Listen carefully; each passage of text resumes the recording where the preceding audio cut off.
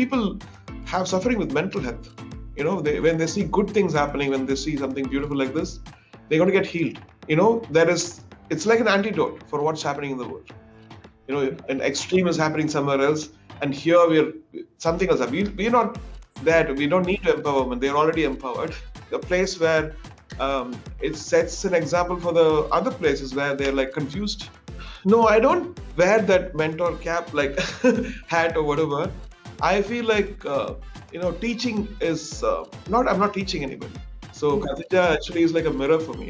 She reminds me of that purity where things all started, and she's like, yeah. So she keeps watching me. She's like.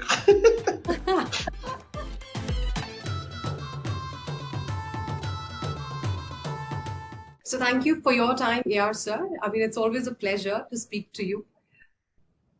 Thank you.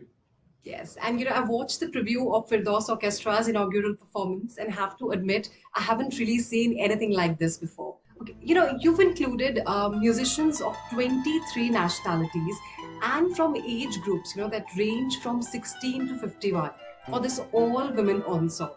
So what exactly were the traits that you were specially looking for, and what exactly was the idea and inspiration behind this? It all happened 2 years back. Excellency Reem Hashmi, I had a meeting with her. I was introduced to her by Shekhar Kapoor, and she asked me, AR, can you finally form an orchestra, which is all women from around the region? I thought it was very, very exciting and challenging, because we don't know what kind of musicians are there here. Could be, and so then we started building a studio, a scoring studio, which is a versatile place where, like a home of these people, so they can record, the smaller instruments or larger orchestra with movie scoring and album, all the stuff. And then we started auditioning, and I was really, really petrified. Like, what musicians are going to get. So everybody said, "Oh, let's have this piece." I was like, "Wait, let's not stitch a dress before we see the person. Let's find what these orchestras, and then we'll know what the repertoire is going to be." Yes. So we started auditioning. There were strings and woodwinds and brass alone. We're going to get them from the probably European countries, because we couldn't find many brass players. We just had two. But the rest of them are all set. We have Arabic instruments, we have a sitar, and then we have the rest of the like a classical repertoire orchestra. Right. And in fact, as I was saying that people, who watched it on Twitter, they're very clearly saying that they haven't really seen anything like this before. So do you think it's sort of, with this initiative, you're putting across a very strong message about that it's time that we normalize diversity? And, we put forth the artistic prowess of musicians, irrespective of their gender or, which place or which faith they belong to. Absolutely. I think it's Dubai is a place which inspires you to do this, because, there's always an yes for everything. Yeah, let's do this. Let's do the first in the world.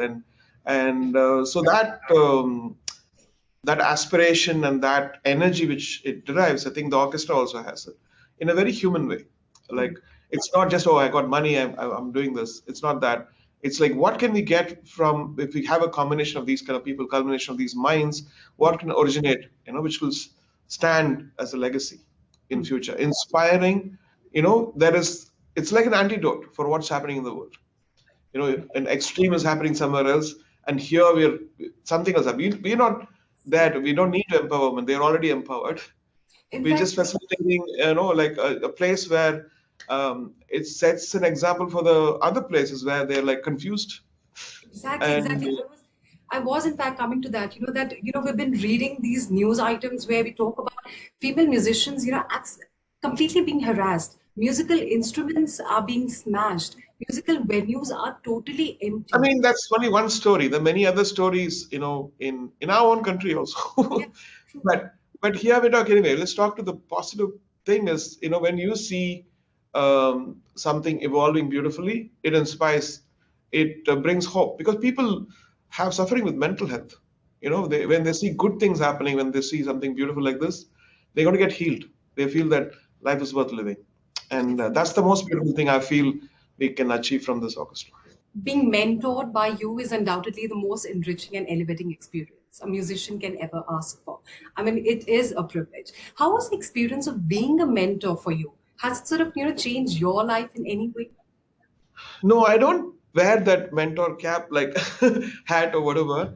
I feel like teaching is not. I'm not teaching anybody, Hmm. but sharing experience is always you give and you take also, because each place is different. When I have a notes for an Indian musician, it's different. When I have notes for a French or an American musician, it's different. And here, because they're all from different, uh, countries and different traditions. Hmm. So last month we were just jamming with four of the Arabic instrument players, Yeah. like the basouk, the qanun, the oud, Hmm. and I just let them play. And they said like, "Can I play anything?" Yeah, of course. All of you. They were just interacting with them. We just recorded half an hour of what they're playing, and then Yeah. we realized that there are also composers there. Hmm. There's the lady who's playing the bazouk and she can compose and she has her own flavor. And I said, okay, now that's going to be a composition. I'm going to take that and give it to the arrangers so that that can be performed. So the Yes. whole idea is not to thrust things on them and say, this is what you should become. Hmm. I like, be what you are and we will adapt to you and let the world see that. So that is one kind of thing you're following. Apart from, having classics like Mozart and Beethoven Hmm. and things like that. The Mozart Turkish march also evolved like that. I saw the lady Seher playing the Kanun, and she Hmm. was playing this Turkish march. I said, "Can you play that?" Yeah, of course, I played this. So let's Hmm. adapt that, and then we rearranged it and produced it, and as the first promo for this. Yes. And my first piece with them is going to be on the 23rd October for Space Day. So that is Yes. their big concert, and there I think more than 7 to 8 concerts in this next 6 months, Yes. and also will be like live streaming performances from the studio, Right. which we're Right. building special. Right. And, sir, you've raised your daughter, Khatija, exceptionally well. I mean, she's popular for speaking her mind, calls out wrong perceptions. So have there been any major life lessons that you've learned from parenting? I've actually, children are the mirror. You have to look. You start with ideology or whatever you have to do, and then you wither away from some of the stuff. You get old, you forget things, and they remind you of where you started. Hmm. So Hmm. Khatija actually is like a mirror for me. She reminds me of that purity where things all started, Hmm. and she's like, yeah. So she keeps watching me. She's like, Yes, and we're talking about Arab women. Arab women have been at the forefront of the region's music scene. Are there any singers from the Middle East that have sort of left an impact on you? Any Arab women, musicians, singers that have? yeah, we are actually adapting some of the Kulthum Hmm. stuff, and we also have this artistic consultant Mesakara who's done a song with me, Hayati. She's also artistic. She's Hmm. been involved in the auditions, and Hmm. so it's so fascinating. It's Hmm. such a it educates you in many, many, many different things, and the kind of perfection some of these people have. Even when Hmm. you say it's enough, no, no, no, I want to play it again. I want to play it perfectly. Hmm. So they have a sense of perfection. They're not like we all have an imagination. Oh, this part of the world we like this, but they Hmm. surprise you. And Hmm. some of them know all the technology. They want to come and do music production. Yes. And so I have my daughters accompany me always, for them also to see how the other culture is there. Yeah. So it's been a really cool 3 months for me here. Yes. So clearly, a message that you're sending out to all those who still believe in restricting women, in achieving their dreams. What exactly would that message be for all those people who still feel that restricting women is the way forward? Be it any field. I think you have to go with, just don't suffocate the human spirit. Yeah. Yeah. And whether it is your people working under you or your family or your country, or just let them be and they will give you the best. That harmony is what humanity is about. That harmony actually brings miracles in a society. That harmony brings joy to the, not, torturing people of doing this and that.